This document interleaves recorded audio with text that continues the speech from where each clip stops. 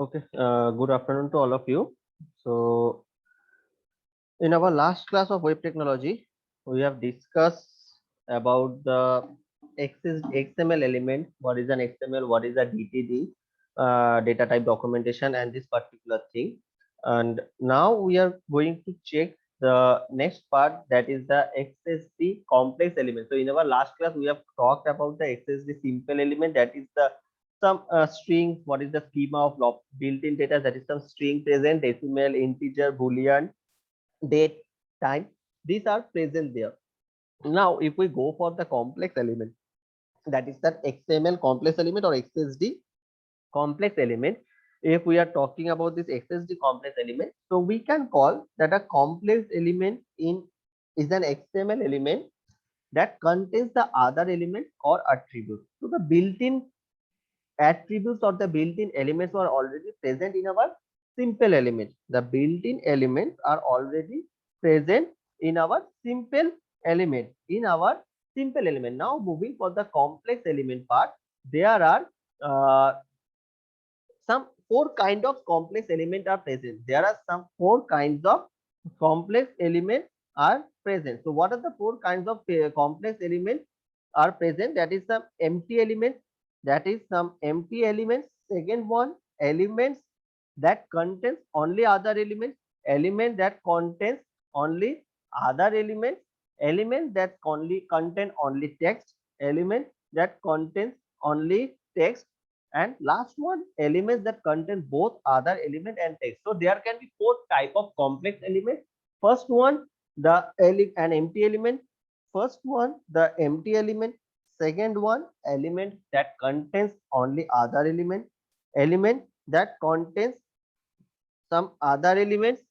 Third one, element that contains only text, element that contains only text, and fourth one, element that contains both other element as well as text, other elements as text.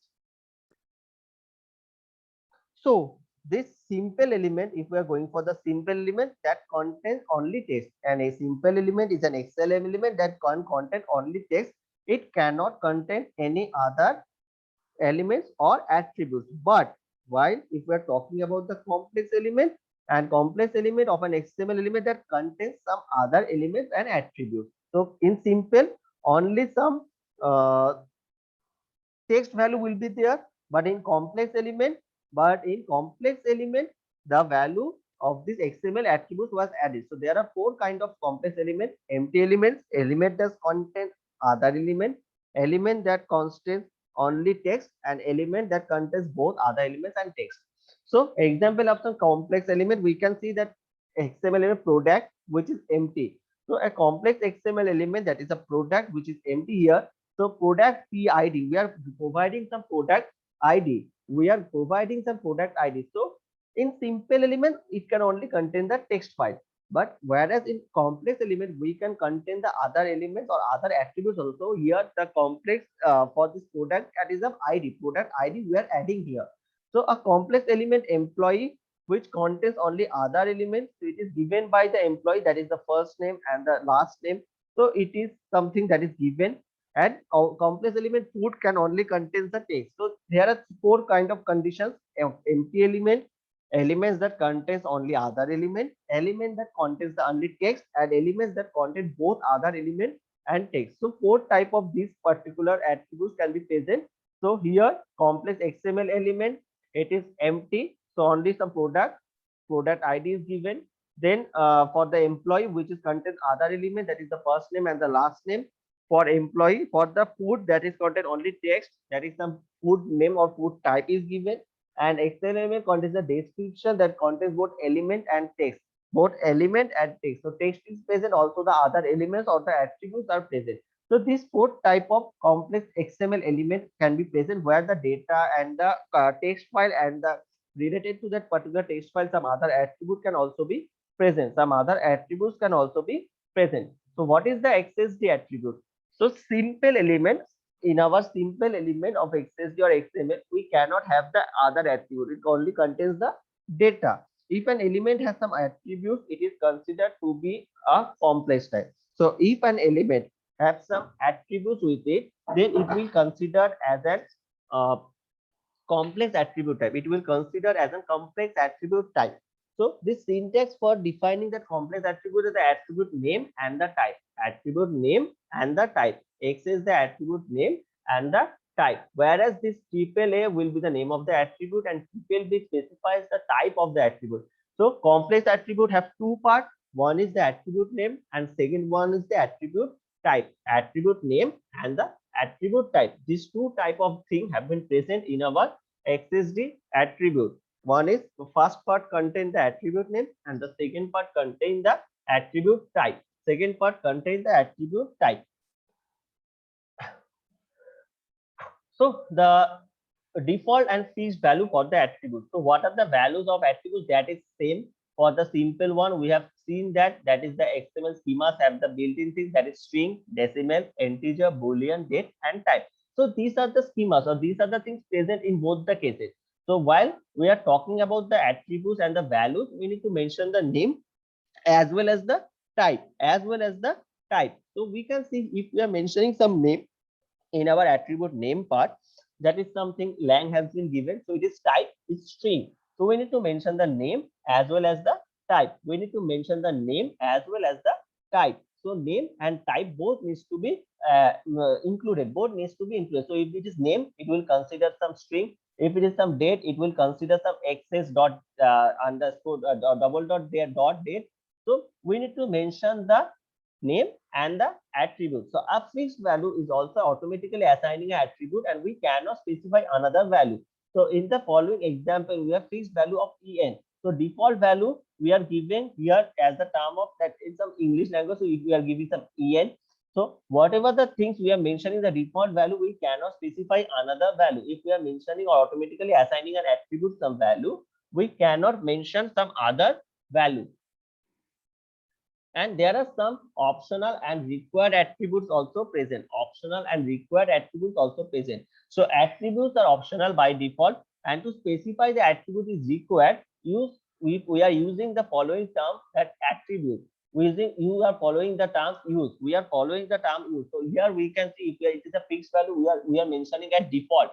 We are mentioning it as default. But if it is some optional or required, then we are using the thing that is used. So we need to mention that whether it is required or whether it is an optional. So we need to use this particular use attribute here. So attribute name, the type, and whether it is optional or required or it's a default. So if it is default, we are mentioning that it is default, or if it is fixed, we are mentioning it is as fixed.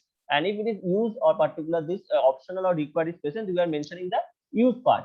Then the difference, what is the difference between DTD, data type definition, and the XML schema? What are the differences between present? What are the differences are there for XML schema and DTD? So in XML schema, just a minute.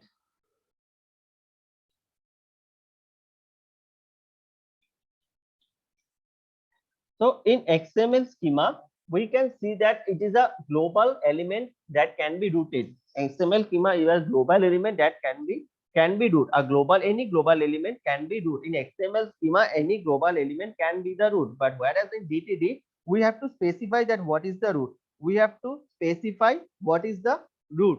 Validation, no, in XML schema, no ambiguous content is supported. No ambiguous content is supported. And in case of DTD, the element is the instant document, no ambiguous content supported. So XML schema, any global element can be the root and no ambiguous content supported.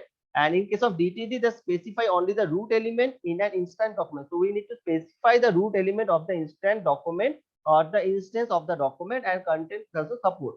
So namespace support in XML schema declaration only where multiple namespace are used. So namespace, it supports the namespace support validation. It supports this namespace support declarations only where multiple namespaces are used. But wherein DTD, it will not support this particular feature, that is namespace support. In XML schema, it can refuse the definition using the name type. It can refuse the it can reuse the definition. It can reuse the code or the definitions using the name types. Whereas in DTD, it is poorly supported. It can use the parameter entities. Data type validation in XML schema provides the flexibility of the set of data types, provides multiple key cross references. No other occurrences or constant is there. No other occurrences or constant is there. And in the case of DTD, no real type data type support. No real data type is supported. So these are the basic differences between the XML schema and the DTD.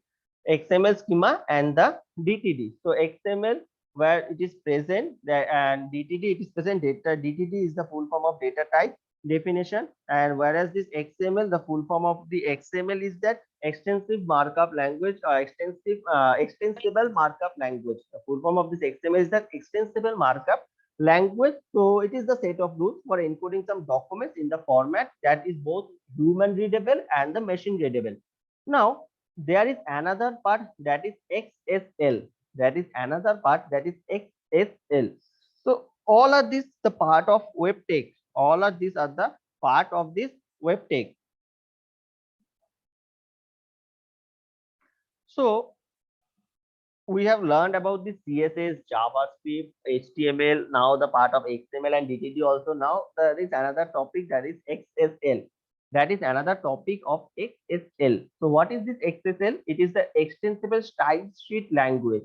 So previous one in XML, it is the extensible markup language. So it is the some format of some documentation where it is both human and machine readable. Where in the case of XSL, it is a extensible style sheet language.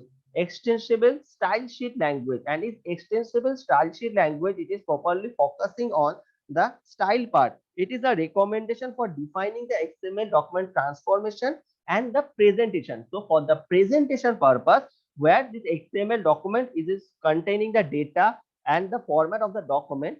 Now to represent that document, to format or to represent the format of the document or to display the document, to present that particular document, that is the use of XSL. That is the use of XSL. Yes, Shubham. Sorry, sir, it was by mistake. Okay, no issue. So XSL, it is an extensible style sheet language, and it is used for to representation purpose. This XSL documentation or style sheet language is used for the style purpose or the presentation purpose. So here we can do the style sheet of the XML. So to represent the style for the XML document, we are using this XSL part. We are using this XSL part. XSL, the style sheet of XML, and it is describing how the XML document should be displayed. It is expressing or it is defining that how that XML documents should be displayed. XSL, it is also more than a style sheet where there are three parts. It actually present in XSL. That is XSLT, a language for transforming the XML documents, a language for transforming the XML documents, XPath, a language for navigating into the XML documents, and XSL, that is a language for formatting the XML documents. So here in XSL, there are three particular parts. There are three particular parts are present. First one, that is XSLT. XSLT. XSLT is for language for transforming the XML document. So the XML document is written in some particular format and particular coding format, or where it is readable by human and machine both.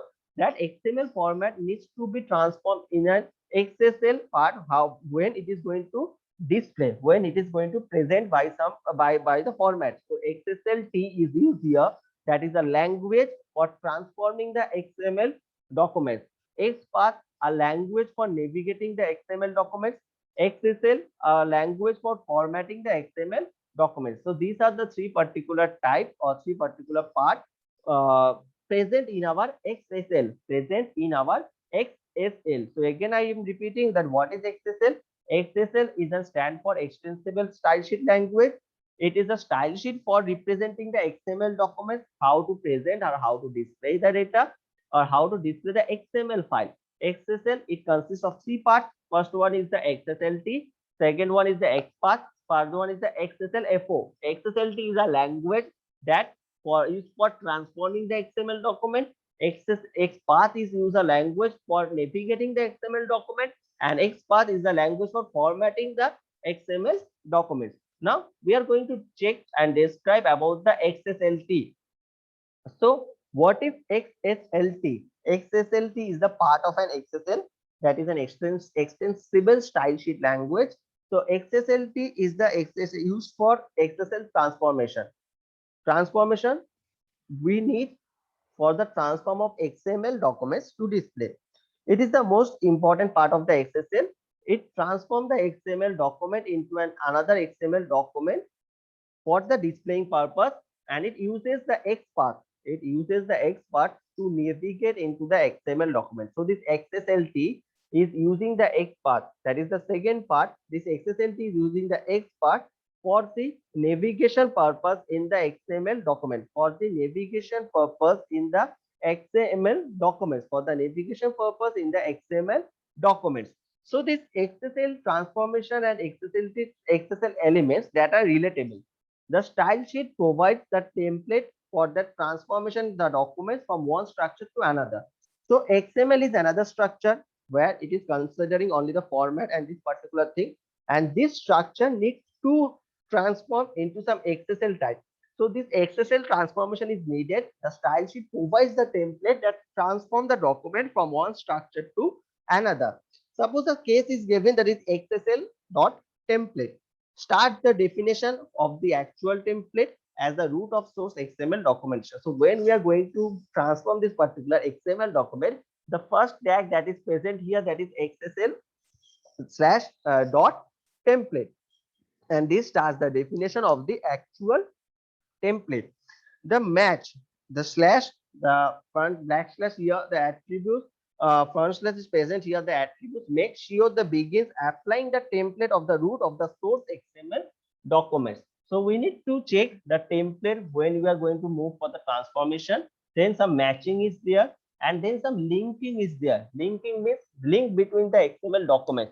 If we are moving or transforming from one XML document to another XML document, or we need to link that particular thing. We need to link the XSL and XML. So which XML documents need to transform, and whether it is transforming, we need to link that particular thing. The style sheet here is linked into the XML document by adding the connecting statement to the XML document. So whenever we are going to change the XML document or style into XSL, we need to reference or we need to link that XSL file with the XML file, where we can see that in the given example, here it is seen that XML, that is the XML file type given, and also the XSL file type references is given where the thing is actually transforming.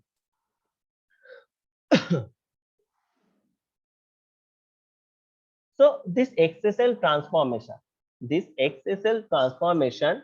is part of an XSL. XSLT is the transformation used for the purpose. This is used to transform the XML document into another XML document with the type of XSL for the style sheet and designed by the or recognized by the browser so that it can be represented or displayed, like HTML into an XHTML, like HTML into an XHTML. So similarly, that XML into an XXML. So transforming the XML document into an HTML element, transforming each XML element into an XHTML element, into an XHTML element. With this particular XSLT, we can add or remove the elements and attributes from the output file, or to the output file. So with the help of this XSLT language, XSLT is the transforming language, we can add or remove the elements or the attributes that is not necessary for the display purpose. Only those particular part only which is required for the display purpose, we can only only display the particular purpose. Otherwise, the which is not needed, we can remove or add on the particular thing from that output or to the output file. We can rearrange the particular file also. We can sort elements, perform the test, make decision about which elements to hide and display. So with this help of this XSLT transformation, we can do many things. We can add or remove the files or the attributes that we needed or that is not needed also. We can rearrange the data. We can sort the elements. We can perform some test operation. We can make decision that which element needs to hide and which elements needs to show. So this is a common way to describe the transformation process to say that XSLT transformation and XML source tree into an XSML result tree. Now, after this XSL transformation part, here another thing is present, that is the X path. That is the X path. That is XSLT using this X path. The XSLT use this X path option to show where this X path is, that XSLT uses the X path to find the information in the XML document, where the XML document is present. Where the XML document is present, that is we need to find the transformation, we need to find the path. So XSLT use this X path, XSLT use this X path for the information, or the to find the information between an XML document into an XML document. This X path is used to navigate through elements and attributes in XML documents. This X path is used to navigate through the elements and the attributes in the XML documents, in the attributes of the XML documents, in the attribute process of the XML documents.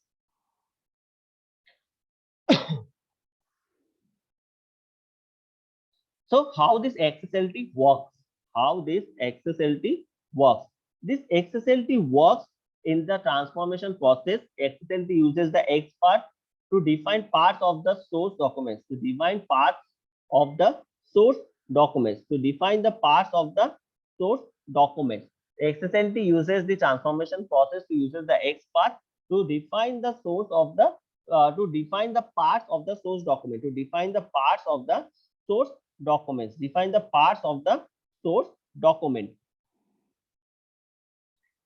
When a match is found, XSLT will transform the matching part of the source document into the result document. So when, first of all, in the transformation process, this XSLT or X path XSLT use this X path part to define parts of the source document. To define parts of the source document that should match one or more predefined templates. So when a match is found, then the matching part of that source document is transformed into the result document. So when a source is matching, when the match is found there, the XSLT document transform the part. The XSLT document transfer the part into the resultant document.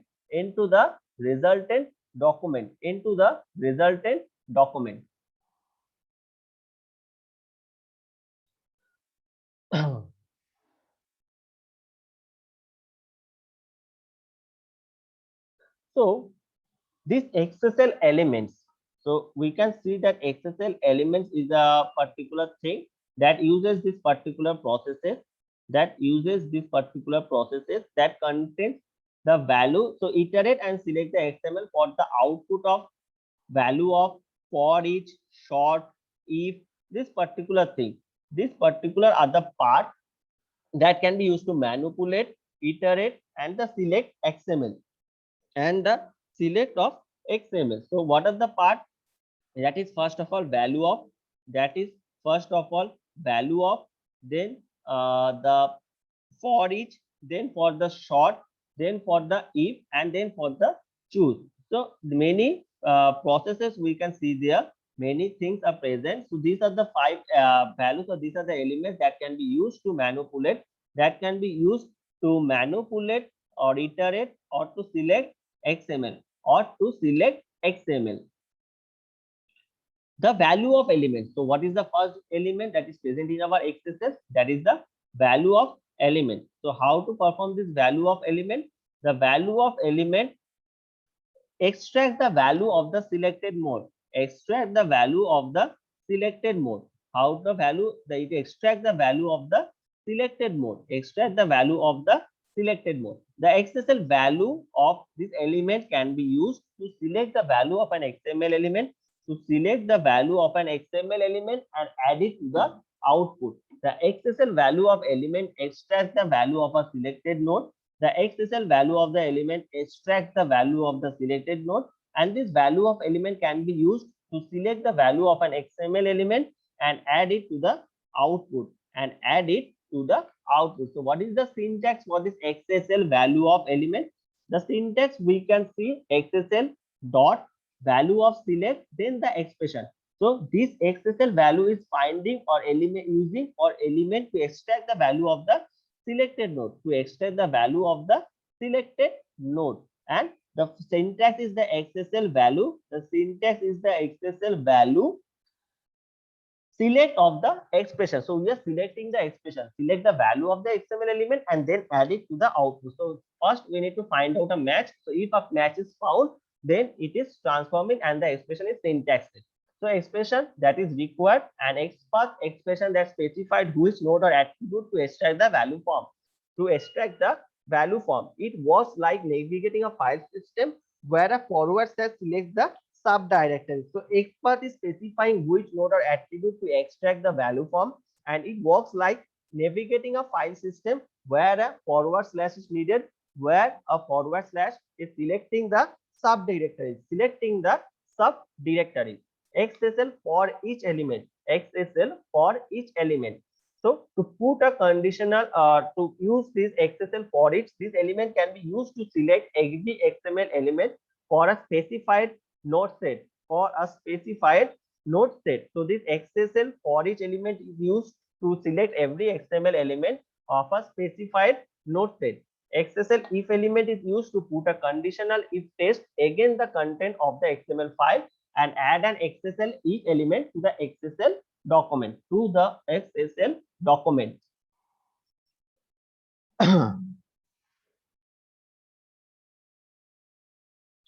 So here we can see the for each, the if element, that is the syntax for if element, that XSL if there is a if test condition. So there is a if condition present, and if it is the testing matching the expression, some output of the expression will be true. Then we are going to put that into the resultant part.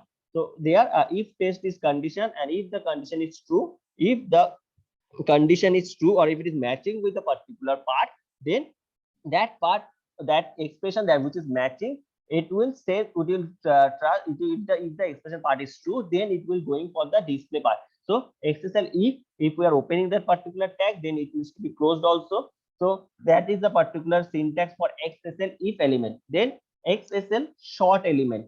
XSL short element is used to sort the output. This XSL short element is used to sort the output. That is XSL short select artist.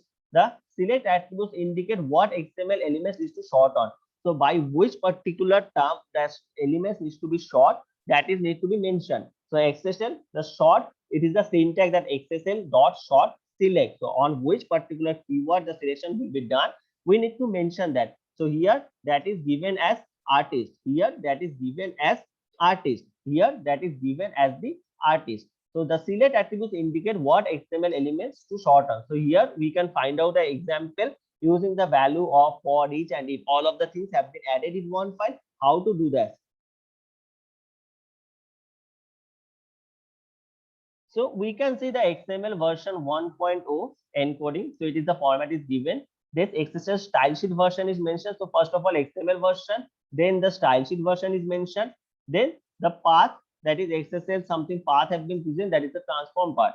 That is template match. So we are matching. So we are including all of the part. Then the HTML body, the header files, the table borders, all of the things have been present. So it has the normal generalized body part and the table.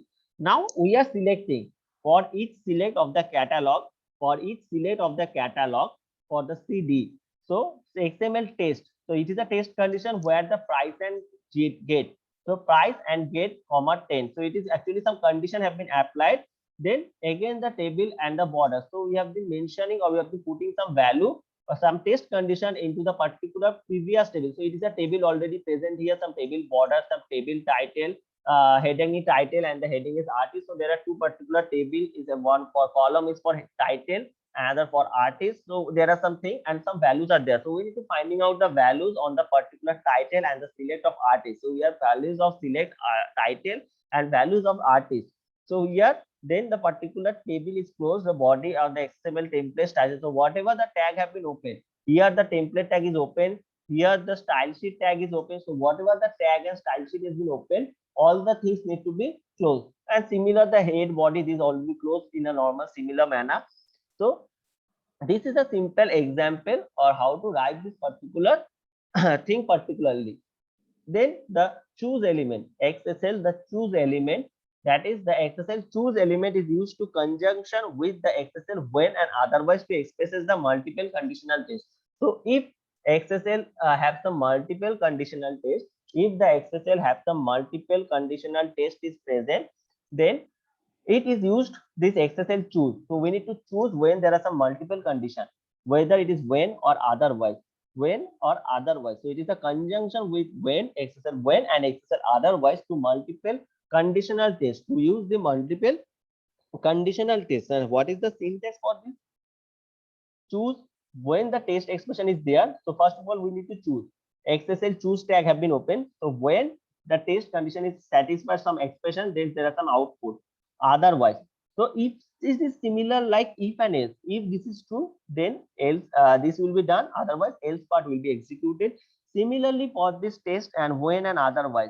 So when this is true, the thing will be displayed. If not, if the when part is false, then the otherwise part will be executed. Then the otherwise part will execute. So if we can say that it is a similar of if else condition part. We can say this is a similar of if else condition part. So the particular thing, if is representing the when part and else is representing the otherwise part. Else is representing the otherwise part. Then the apply template. Then the apply template is there where the element applies the template to the current element or to the current element's child node. So if we add a select attribute in the apply element, it will process only the child element that matches with the value of the attribute. So if we add a select attribute to the apply template, it the process only the child element. So if element applies to the current element or the current element's child node, so there will be a child node following to the parent node. So when this apply template will be added, this will be the particular part, or this will be the part where it will select the element's child node. It will work on the current element's child node. It will work on the current element's child node.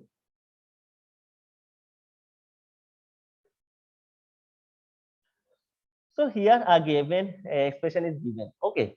So this will be the part up to which we are going to discuss for today, because in the next part there are some new transformation is given, the transformation process using the JavaScript, and these are the particular part. So we will stop today's discussion here, and I have shared a QR code in the group. I have shared a QR code into the group. So you people just scan the QR code and mark your attendance also. Scan the QR code and mark your attendance also in the LMS portal. Okay. So, and I hope that during the heavy cyclone, yes, all of you are safe and all the things are quite normal. Okay, because the rainfall is very much and the wind speed is very much there. So I have also faced the problem and the severe cyclone. So I am wishing and praying that all of you and your family members and all the things in your area are quite safe and normal. So by that, I am going to end today's class, and take care and do stay in your home and stay safe. Okay. Thank you all for joining into the session, and stay safe and take care.